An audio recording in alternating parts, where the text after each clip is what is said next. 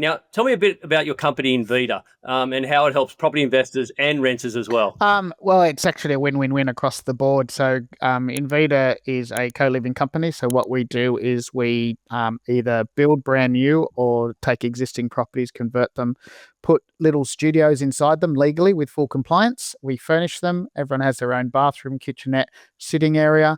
The people that rent the properties, they save themselves 1/3 to 1/2 off their normal weekly rents, which includes utilities as well. So they're better off. The investor themselves goes from, they double and triple their income. But more importantly, what we do is we, as a property management business as well, because we're an end-to-end service, we look after the middle class. So no one in our properties are unemployed. No one's on social welfare. They're all middle class people just trying to save some money to buy their own home. And that means that the government can then have the pressure lifted off the bottom of the market, and the government can look after the bottom of the market and provide housing for social and affordable outcomes. So I think it's a win-win-win across the board. But don't we all need like 5-bedroom, 3-bathroom homes for families? The damn myth of the fact that the Great Australian Home went from if we started in 1881, a standard home in Australia was 35 square metres total space with 5.5 people. In 1960, the standard home in Australia was a 2-bedroom, 1-bathroom home built by a guy called L.J. Hooker, which was 85 square metres. There was 3.8 people in that. And we now build the largest house in the world at 240 square metres average. And those homes have 4 bedrooms, 2 bathrooms, and we've only got 2.38 people in them now. So we don't actually need 5 bedrooms, 3 bathrooms. It's something that the market has engineered to be able to get us to that point. And the unfortunate part with that is that investors think that that's what the market wants, and it's quite the opposite.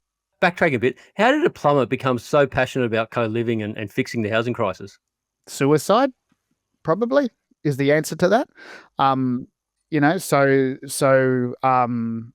This may be a sore point and a touching point for some people, but I'd become a plumber. I worked in the family business, and I always knew that property was the way that I was going to go. I always knew I was going to invest in property. So thankfully, with the help of my parents, I got into an investment property really early and young in my age of 18, I think was the first property I bought.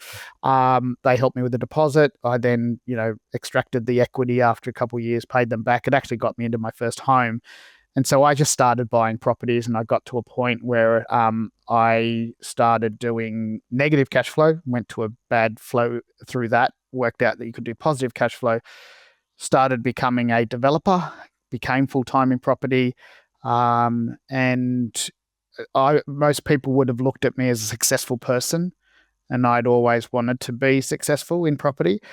But when I left work, I sort of started doing what we call a big block developer, where we buy large portions of land, and they were farmland or cane land or whatever it is, and chop it up into small rectangles, and then put the largest boxes on those rectangles and sell them off. And I woke up one morning with what I would have 10 years earlier thought was successful, and it was the worst day of my life, because I realized that becoming rich made me the unhappiest I'd ever been, because I wasn't giving to anyone. I had lost time with my family, and it happened. It was a slow progression over 3 or 4 months, and that I woke up one morning didn't really sleep that night. We had moved to Queensland, and I had put myself into a position where I decided that morning that I was going to, regardless of how many zeros were in my bank account, I was going to drive my family home to Queensland. And when I got to Queensland, I was going to let them go to bed, and I was going to end my life that night. Thankfully for me, something happened on the way home. We stopped at a place called Pottsville, and I had a meeting with my life and business coach and my ex-wife. She was my wife at the time, and my coach just picked up that there was something wrong.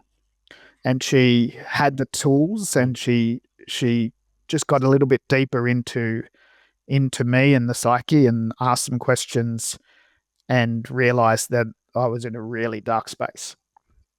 So, I always say to people that the one thing that I didn't think about or didn't know at the time was that I could reach out and that I could ask for help. And when you're in that state of mind, it's not really something that comes to you. Like, everything looks so bad. And so anyone who's listening to this and in some way is being affected by this, I ask that you just find the first person that you can find and let them know that you're in this space, because they want to help you. Everyone wants to help. The plus side is that everyone wants to help, but it's only you that can pull yourself out of the hole. But it helps when someone's throwing a rope down. Really helpful. So the reason I got into this space was because I realized that there was a quote that I read really early on in property investing. And, there's some people want to be rich and other people want to be wealthy. And rich people have a lot of money and wealthy people have time to spend it. And I'd become rich and not wealthy. So we started looking at finding ways that were going to help the community in a positive outweigh. And as well, on top of that, was going to make us a profit.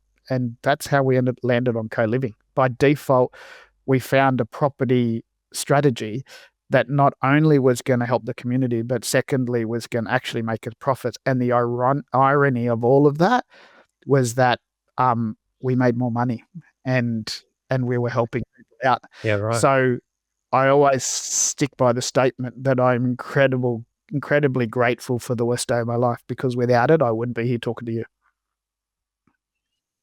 I'm glad you are.